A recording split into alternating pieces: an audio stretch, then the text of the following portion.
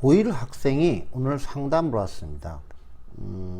이 학생이 시험지를 가지고 왔는데, 시험지를 보면 1번부터 한 14번까지 요번에 며칠 전에 본 중간고사인데 다 맞았어요.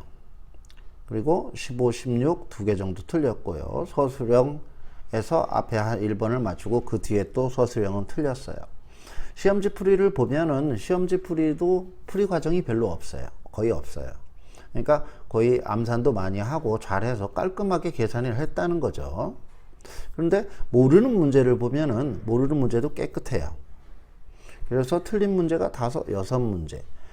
점수로는 60, 한 5점? 이렇게 될 거예요. 그러면 이 학생의 등급은 몇 점? 4등급? 3등급? 운이 좋으면 이렇게 나오겠죠. 이 학생이 중학교 성적을 물어봤더니 거의 다 95 이상이었어요. 굉장히 놀랐겠죠, 이번 성적을 보면서.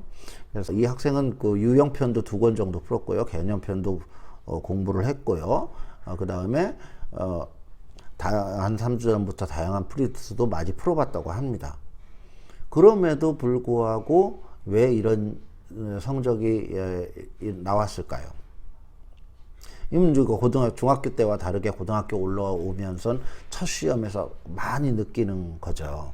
그리고 이 느낀 것을 빨리 고치면 학년이 올라갈수록 다시 자신이 노력하는 성실한 친구들 같은 경우에 성적이 올라가는데, 이 현상을 이해를 못하고 이걸 극복을 못하면은 고등학교 수학이 굉장히 어려운 상황으로 변합니다. 3일 전에 카톡으로 날아온 문자입니다. 다 맞았습니다. 그래서 제가 굿이라고 카톡에 알려줬더니 이 소녀도, 여학생도 시크하게 냉하고 문자를 보냈더군요. 이 학생이 작년에 왔어요, 학원에. 근데 작년 2학기 때 왔는데 이 학생이 1학기 때 성적이 4등급이에요. 그러면 앞에 상담을 하던 학생과 같은 상황이라는 거죠. 그러면 왜 이런 현상이 일어났을까요? 저는 이렇게 생각을 합니다. 이게 중학교 때하고 고등학교 때하고 다른데, 중학교 때는 우리가 개념이나 공식을 외워서 사용하면 그리고 문제를 거의 다 해결할 수 있죠. 그리고 문제를 딱 보고 어떻게 풀면 정답으로 간다라는 것을 열심히 성실하게 한 친구들은 대부분 다 알죠. 그렇죠? 그런데 그것을 아는 것과 이해하는 건 다릅니다. 개념이나 공식을 이해하는 건 달라요. 그럼 이해를 해야만 문제를, 그러니까 이 학생이 틀린 5문제 있죠. 그 5문제에 문제를 해석할 수가 있습니다. 그러면 문제를 해석을 해서 이해를 했어요. 요거는 이번에 만점을 맞은 학생도 문제가 됐던 부분인데, 여기까지 해서 거의 다 맞춰요. 그런데 항상 2문제나 3문제는 계산 실수나 이런 거로 틀려요. 그러면 만점이나 또는 1등급이나 이 부분이 또 어려워요. 그럼 계산을 실수하는 데에는 굉장히 다양한 이유가 있습니다. 이 부분도 해결을 해야 돼요. 그러니까 수학에 있어서 자신의 문제점을 들여다봐야만 자신이 앞으로 어떻게 공부해야 될지를 알 수 있습니다. 만약 지금 이번 시험을 망쳤다면은 자신이 수학 공부에 어떤 문제점이 있는지 꼭 지금 들여다보시기 바랍니다. 마지막 한 가지가 뭐냐? 그거는 한번 봅시다. 수학의 목적이기도 합니다. 수학은 어떤 문제가 일어났을 때 그 문제를 주어진 여러 가지 상황을 이용해서 그것에 맞는 것을 찾아서 문제를 해결하는 거예요. 자, 아주 쉬운 중학교 1학년 문제를 봅시다. 왜 못 푸냐? 이런 건 안 풀어봤는데요? 이렇게 얘기하는 학생이 있고, 어떤 학생은 이거 다른 한변 C를 어떻게 찾으라는 거죠? 이렇게 이야기하는 학생이 있어요. 그런데 첫 번째 중요한 거, 수학에, 고등학교 수학에서 제일 많이 일어나는 현상인데요. 딱 봐서 푸는 방법을 모른다라고 손을 놓고 있으면 절대 발전하지 않습니다. 수학 문제는요, 주어져 있는 조건을 무조건 쫓아가고 분석합니다. a가 마이너스 2,1이에요. 그러면 1에 찍어요, 점을. 그죠? 이 행동을 해야 돼요. 중요한 건 이 행동을. 4,1이에요. 아, 4,1. 높이가 똑같네? 똑같네? 이걸 찾는 거예요. 근데 높이가 C는 좌표가 안 나와 있네? 아, C 좌표를 정하는 거야. C가 어디에 있지? 위에 있나? 아래에 있나? 아이씨, 위에 있다고 해볼까?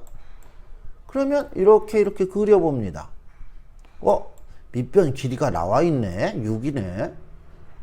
그러면 높이가 있으면 넓이를 알 수 있는데, 이게 12니까, 여기가 4이면, 4, 6에 24, 반이니까 12. 아, 맞네. 아, 높이가 2가 돼야 되네. 그죠? 그러면은, 여기를 C좌표라고 할 수 있겠구나. 그런데 여기 아래로는 한 칸이 있으니까. 아, 이거 높이는 5인데? 아, 그럼 높이라는 게 뭐죠? Y좌표죠. 아, X값은 모르겠는데, 높이를 5로 잡을 수 있겠구나. 그러면 얘가 답이 될 수 있겠죠. 그 다음에, 근데 뭐야, 두 개를 고르라고 합니다.